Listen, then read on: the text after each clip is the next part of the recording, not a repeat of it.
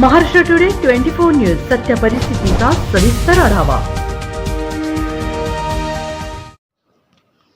नमस्कार, स्वागत आहे आपलं महाराष्ट्र टुडे न्यूज मराठी या वृत्तवाहिनीवर। पाहूया महाराष्ट्रातील काही निवडक घडामोडी।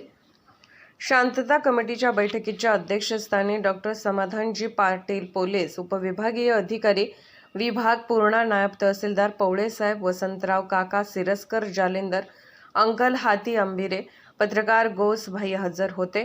त्यावेळी पोलीस उपविभागीय अधिकारी डॉक्टर समाधानजी पाटील यांनी विचार व्यक्त करताना डॉक्टर बाबासाहेब आंबेडकरांनी सांगितलं आहे की सगळ्यात अशिक्षित कोण आहे तर तो राजकीय अशिक्षित आहे।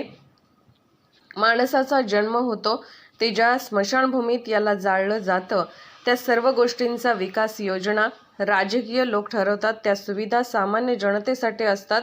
त्यामुळे प्रत्येकानं त्या योजना व्यवस्थित होतात का यावर लक्ष देणं प्रत्येकाचं काम असल्याचं सांगत त्यासाठी प्रत्येकानं मतदान करत डॉक्टर बाबासाहेब आंबेडकरांनी सुरू केलेल्या लोकशाहीच्या उत्सवात सहभागी होण्याचे आवाहन केले। त्यावेळी मीही विचार व्यक्त केले। यावेळी सहाय्यक पोलीस निरीक्षक कारवार साहेब, सलमान खान मित्रमंडळाचे अध्यक्ष सलमान खान, रहमत खान पठाण, वैजनाथ हाती अंबिरे, निवृत्तीभाऊ हाती अंबिरे, गणेश हाती अंबिरे, रशीद खान पठाण साहेब, पत्रकार शांतीलालजी शर्मा, पत्रकार राहुल भैया गायकवाड सह इतर सर्व पत्रकार बांधव, कमिटीचे सदस्य, डॉक्टर बाबासाहेब आंबेडकर जयंती कमिटी, शांतता, सर्व पोलीस पाटील हजर होते। यावेळी पोलीस निरीक्षक रावसाहेब गाडेवाड यांनी डॉक्टर बाबासाहेब आंबेडकर जयंती, रमजान ईद व लोकशाहीचा सगळ्यात मोठा उत्सव लोकसभा निवडणूक यात शांतता व सुव्यवस्था ठेवण्याचे आश्वासन देत सर्व जनतेने सहकार्य करण्याचे आवाहन केले। महाराष्ट्र टुडे मराठीसाठी रामप्रसाद मणियार, पालम, परभणी। आणि नवीन आले मुंडे साहेब बसले। हा भारत आहे, हा भारत आहे। माझे गोलभाई आहेत, होळे साहेब आहेत आणि मला तेच सांगायचंय की भारत देश एक जर माळ म्हणलं तर त्याच्यातील प्रत्येक धर्म, तो हिंदू असो, मुस्लिम असो, शीख असो, ईसाई असो, बौद्ध असो, ही एक सगळी फुलं आहे, त्याच्यातली हे फुलं आहे। आणि जोपर्यंत ही फुलं एकत्र होत नाहीत तोपर्यंत कुठलाच हार बनत नाही।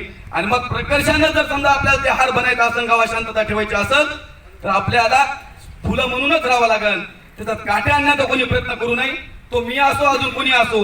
आणि मग यावेळेस आपण असं ठरवू की आपण हे सगळे एकत्र आहेत, आपला देश एकत्र आहे, येणारे सगळे सण आपले आहेत, ईद माझी आहे। मी जेव्हा ठरवलं आज माझा पाडवा, मला कितीतरी माझ्या मुस्लिम बांधवांनी शुभेच्छा दिल्या, तसं ईद आहे त्या दिवशी मी जर ईद माझी समजली तर निश्चितच या शांतता कमिटीच्या बैठकीला खरंच त्याचं काही परिमार्जन झालं, खरंच सार्थक झालं असं समजन। आणि प्रकर्षानं आता जे काही वावळे साहेबांनी विनंती केली की मागच्या वेळेस मी डॉक्टर बाबासाहेब आंबेडकर जयंतीच्या व्यासपीठावर होतो, मी कोणी काय झालं हे मी म्हणणार नाही, फक्त माझी हात जोडून विनंती आहे की ज्या डॉक्टर बाबासाहेब आंबेडकरांना आपल्याला मानव म्हणून जगण्याचा अधिकार दिलाय, एक मानव म्हणून या समाजाला अधिकार दिलाय, त्या डॉक्टर बाबासाहेब आंबेडकर जयंती हृदयातली सगळी किलमिश दूर करून, हृदयातले तुमचे काही जे काही एकमेकाबद्दल किलमिश दूर करून। आणि दुसरी गोष्ट, ज्या महामानवानं स्वतःचा मुलगा मृत्युमुखी पडले असताना त्याच्या अंत्यविधीला न थांबता तो गोलमेज परिषदेला गेला आणि जाताना त्यांच्या भावाने त्यांना विचारलं की मुलगा हे केला, त्यावेळी त्यांना सांगितलं की मी माझ्या मुलाचा विचार करीन तर माझा समाज उपेक्षित राहील।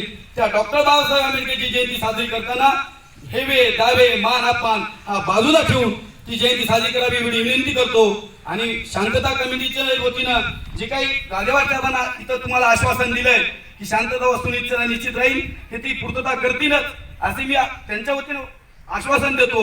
आणि या ठिकाणी व्यासपीठावर मला बोलण्याची संधी दिली त्याबद्दल सगळ्यांचे आभार मानून माझ्या शब्दांना विराम देतो। जय हिंद, जय महाराष्ट्र, जय भीम, जय संविधान। आजच महाराष्ट्र टुडे 24 न्यूजला सबस्क्राईब करा आणि सत्य परिस्थितीचा सविस्तर आढावा पहा।